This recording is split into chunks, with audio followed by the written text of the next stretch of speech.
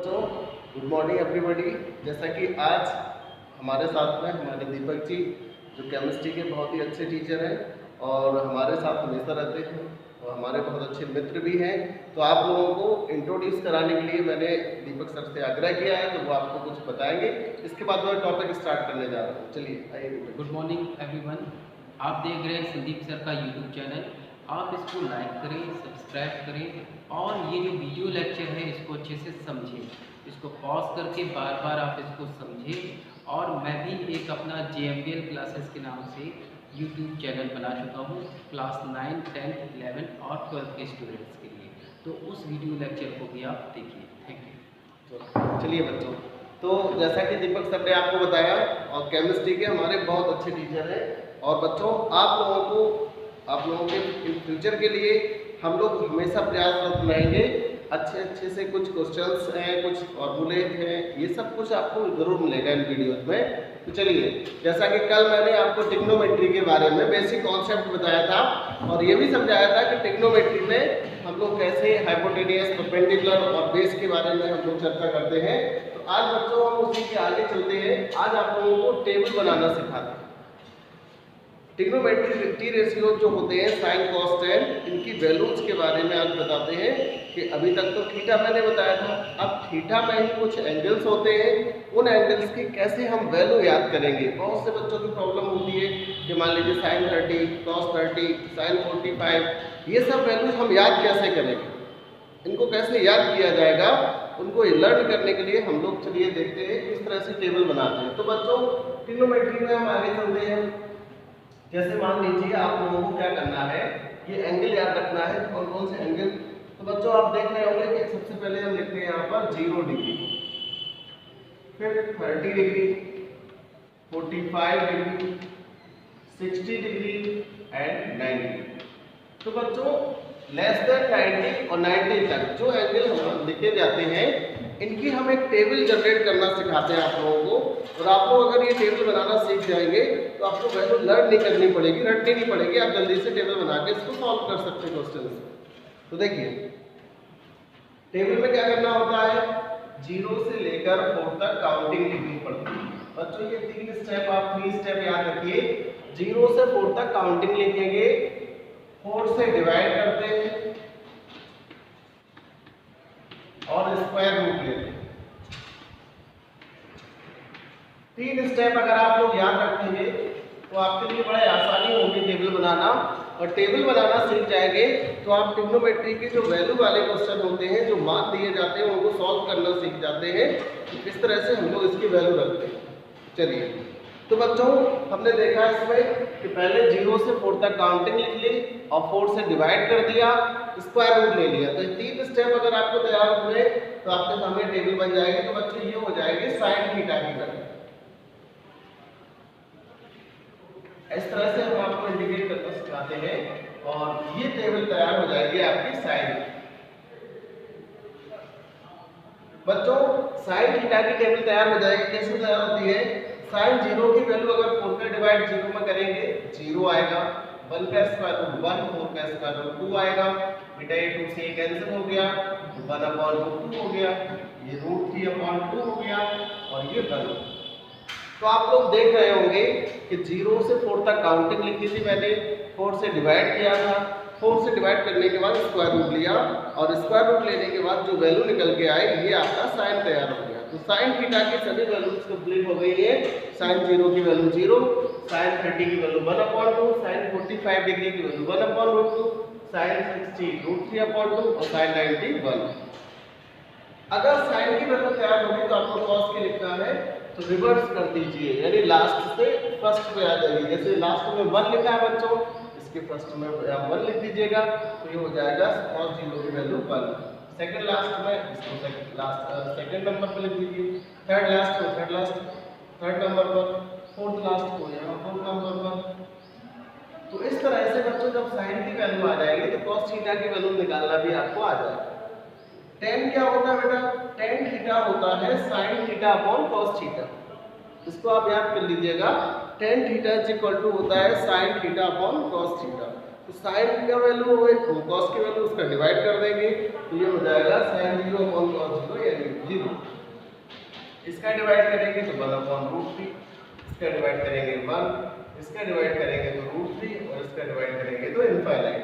बच्चों एक साइन की वैल्यू से आपको तीनों वैल्यूज निकालना आ गया, साइन, कॉस और टेन।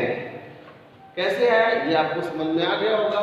अब बच्चों बात आती है कॉसेक, सेक, कॉट। तो कॉसेक थीटा, सेक थीटा और कॉट थीटा, अगर उनकी वैल्यूज हमें निकालना हो तो आप लोगों को मालूम होगा कि साइन का रेसिप्रोकल यानी व्युत्क्रम कॉसेक होता है, कॉस का रेसिप्रोकल सेक होता है और टेन का रेसिप्रोकल कॉट होता है।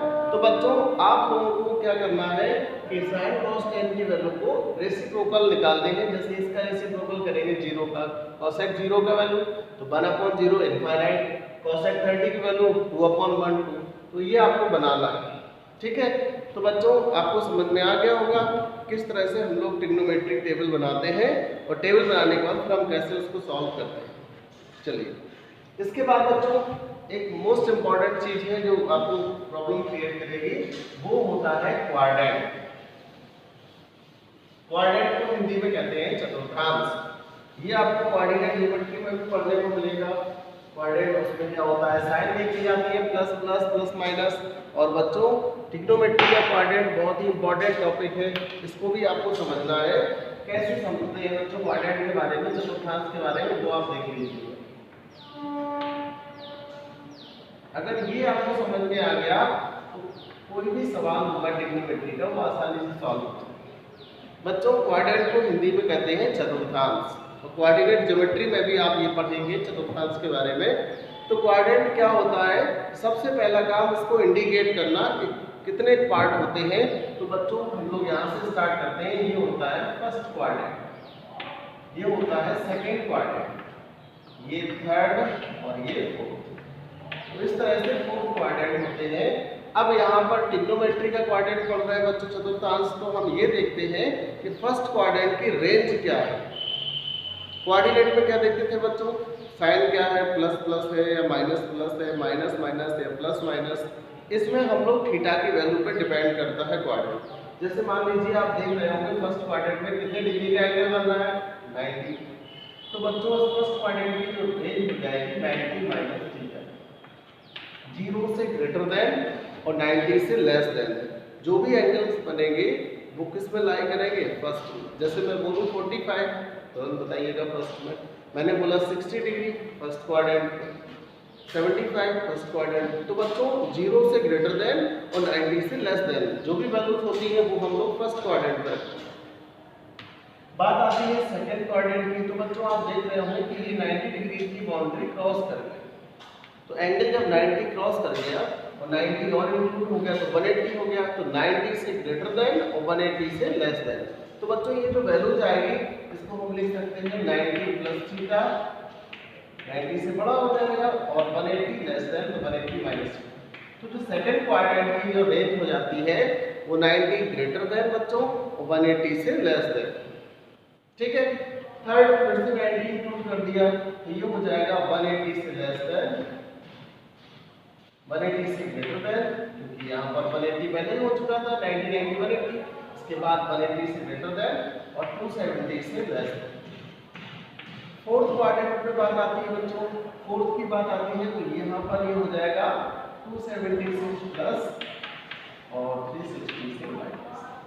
तो बच्चों पहला काम यही होता है क्वाड्रेंट को पहचानना, कि एंगल को देखकर हम पहचान जाए किस क्वाड्रेंट में लाई कर रहा है, उसी हिसाब से इसको आगे सॉल्व करते हैं। तो बच्चों मुझे लग रहा है आपको समझ में आ गया होगा। जैसे मैं बोलूँ 120, तुरंत आप बताइए 90 से ग्रेटर देन, 180 से लेस देन। जो 120 डिग्री है ये कितने डिग्री बच्चों किस क्वाड्रेंट में होगा, सेकंड में। मान लीजिए मैंने कह दिया 300 डिग्री, तो आप तुरंत समझ में आ गया 270 प्लस और 360 से माइनस, तो ये फोर्थ क्वाड्रेंट में लाई करता है।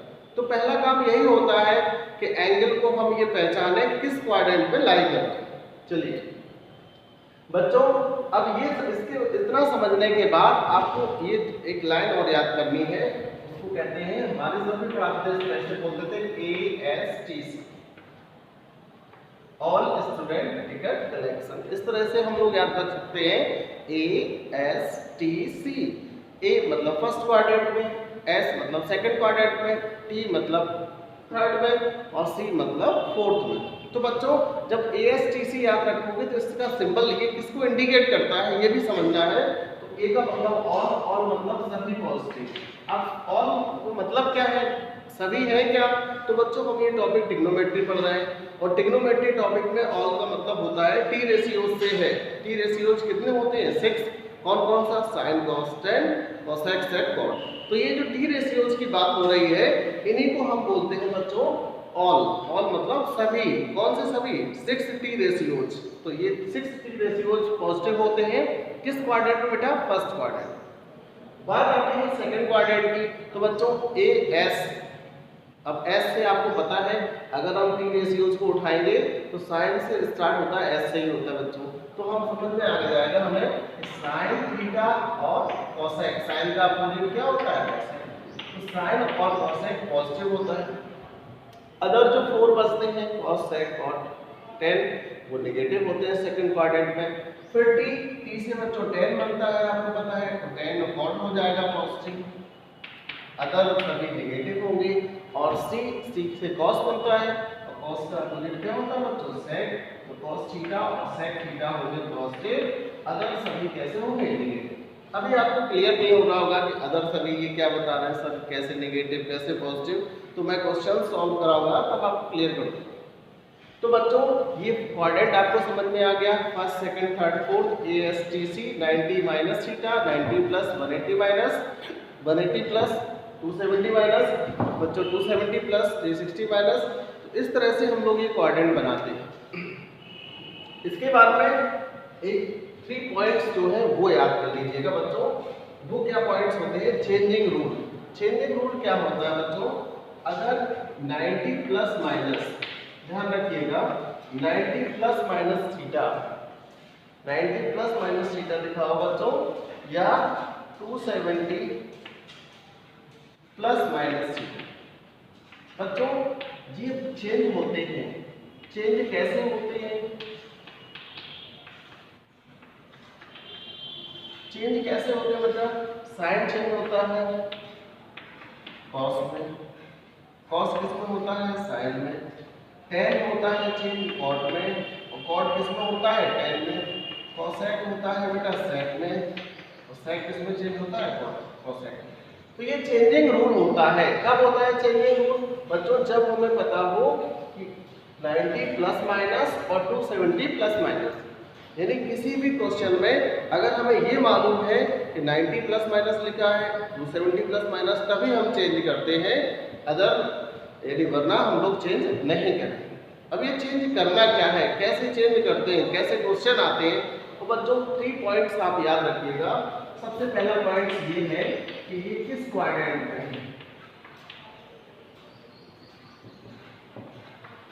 किस क्वाड्रेंट में होगा। कोई भी क्वेश्चन आ जाए अगर पहले बिलिंग प्रश्न करेंगे, क्वेश्चन करेंगे किस क्वाड्रेंट में, फिर देखेंगे पॉजिटिव में या नेगेटिव, फिर देखेंगे चेंज होगा या नहीं। अगर ये 3 बातें याद रखेंगे तो आपसे कभी भी कोई भी क्वाड्रेंट टाइप के क्वेश्चन ट्रिग्नोमेट्री का रॉन्ग नहीं हो सकता है। केवल कौन से 3 क्वेश्चन आपको अपने आप से देखना है, किस क्वाड्रेंट में लाई कर रहा है, प्लस का है या माइनस का, चेंज होगा या नहीं होगा। ये तीनों पॉइंट अगर तीनों क्वेश्चन अपने आप से करेंगे तो आपके सामने आंसर हो जाएगा। जैसे मैंने लिखा यहाँ पर बच्चों साइन 270 माइनस थीटा, जरा ध्यान दीजिए, मैंने आपसे ये पूछा है कि साइन 270 माइनस थीटा बराबर होता क्या है। तो बच्चों अगर आपको क्वाड्रेंट जो रूल आता है, क्वाड्रेंट बनाना आता है, तो आपके लिए बहुत आसान काम हो गया कि साइन 270 माइनस थीटा। तो पहली बात ये होती है बच्चों, पहला काम मैंने बताया 3 पॉइंट आपके सामने लिखे हुए 3 पॉइंट्स। तो पहला पॉइंट यही है कि आपको ये बताना है किस क्वाड्रेंट में है। तो बच्चों आपके सामने क्वाड्रेंट दिख रहा है और आपको देखना है 270 माइनस थीटा। तो 270 माइनस थीटा बेटा यहाँ देखा, आपकी नजर पड़ी तो आपने देख लिया ये थर्ड क्वाड्रेंट। तो इतनी बात समझ में आ गई कि आपको ये बताना है कि किसके इक्वल होगा। तो ये 3 पॉइंट है ना, इनको आप ध्यान में रखिएगा, मेंशन करिएगा, तभी जाके आप इसको सॉल्व कर सकते हैं। तो बच्चों आपने देखा कि 270 माइनस थीटा और 270 माइनस थीटा के लिए हम देखते हैं कि किस क्वाड्रेंट में है। आपको पता चल गया कि ये क्वाड्रेंट है थर्ड। फिर देखते हैं प्लस का है माइनस का, तो बच्चों साइन लिखा है, ध्यान दीजिए। तो थर्ड क्वाड्रेंट जो एरिया होता है, यानी थर्ड क्वाड्रेंट में कौन कौन पॉजिटिव होता है, tan और cot, क्योंकि t है। तो बच्चों आपको ये पता चल गया कि यहाँ पर साइन नेगेटिव है। पहले क्वाड्रेंट देख लिया, फिर चेक कर लिया किस क्वाड्रेंट में है। अब हम ये देखते हैं कि चेंज होगा या नहीं होगा। तो बच्चों मैंने यहाँ पर बताया है 90 प्लस माइनस 270 प्लस माइनस लिखा हो तो चेंज होता है। तो साइन किस में चेंज होता है, कॉस में। तो आप तुरंत लिख देंगे sine 270 minus theta is equal to cos. इतना समझ में आया। अब ये तो मैंने एक फार्मूला बताया जनरेट करना, आप लोग इसी तरह से सभी फार्मूले जनरेट कर सकते हैं। मैं पूछूं cos 90 माइनस थीटा, तुरंत आप बताएंगे sin थीटा। तो इस तरह से आपको सभी फार्मूले रटना नहीं पड़ेगा, इस क्वाड्रेंट का यूज करके आप अच्छे से इक्वल लिख सकते हैं। और सवाल किस टाइप के आएंगे वो भी मैं बता दूं। जैसे मान लीजिए लिखा हो sin 225। देखिए बच्चों, यही मान लीजिए क्वेश्चन है, आपको मैंने टेबल बताई 0 से 60 तक। अब मान लीजिए लिखा है sin 225 की वैल्यू निकालो, एक एग्जांपल ले लिया। तो बच्चों मैंने क्या बताया, आप अगर 3 पॉइंट्स, ये जो 3 बातें मैंने बताई, इन बातों को याद रखेंगे तो आपसे ये सवाल तुरंत लग जाएगा। कैसे, sin 225 बेटा आपने देखा किस क्वाड्रेंट में है, तो 225 डिग्री आपको पता है थर्ड क्वाड्रेंट में होगा। तो बच्चों तीसरे क्वाड्रेंट की बात करें तो आप इसमें 2 ऑप्शन है। अब 2 रास्ते होते हैं जाने के लिए, 2 मेथड है, 2 मेथड से आप सॉल्व कर सकते हैं। एक तो 180 प्लस और 270 माइनस। मान लीजिए 270 माइनस से करना है तो आपको इसको ब्रेक करना पड़ेगा sin 270 माइनस 45। आपको पता है कि अगर हम 270 में 45 घटाते हैं तो 225 आता है। 180 से भी बता देंगे, पहले ये समझ में आ गया। अब बच्चों फिर देखना है कि प्लस का होगा कि माइनस का। इन्हीं बातों को याद रखेंगे तो आपसे बिल्कुल सवाल लग जाएगा। किस क्वाड्रेंट में है, थर्ड में हमने ब्रेक कर लिया इस फॉर्म में। फिर देखते हैं बेटा थर्ड क्वाड्रेंट में प्लस का है या माइनस का, तो साइन है। और थर्ड में AST, अगर आपको क्वाड्रेंट आता है तो T मतलब 10 होता है, तो या तो साइन लिखा है तो साइन आ जाएगा बेटा माइनस। तीसरे चतुर्थांश में साइन नेगेटिव। अब चेंजिंग रूल देखेंगे, अगर 270 है तो चेंज होगा, तो चेंज होगा तो साइन कॉस में चेंज होता है। तो sine 270 minus theta equal to क्या हो जाएगा, माइनस कॉस थीटा। थीटा की जगह 45, कॉस 45 की वैल्यू आपको पहले में बताई थी 1/√2। तो मुझे लग रहा है कि आपको क्लियर हो गया होगा। अगर किसी को कोई डाउट हो तो जरूर बताइएगा। और बच्चों ये जो क्वाड्रेंट मैंने बताया, अगर आप इसको मेंशन कर लेंगे, इसको तैयार कर लेंगे, तो किसी भी टाइप का सवाल आ जाएगा। मान लीजिए कुछ भी, बहुत सारे सवाल आएंगे इसके। क्वाड्रेंट का यूज बहुत ज़्यादा होता है। ऐसा नहीं कि 9th 10th में, 11th 12th आगे ग्रेजुएशन में भी इस क्वाड्रेंट से बच्चे गलती कर देते हैं। तो आप लोग अच्छे से देखिएगा, इस वीडियो को समझिएगा। आज के लिए ट्रिग्नोमेट्री में बस इतना ही। धन्यवाद।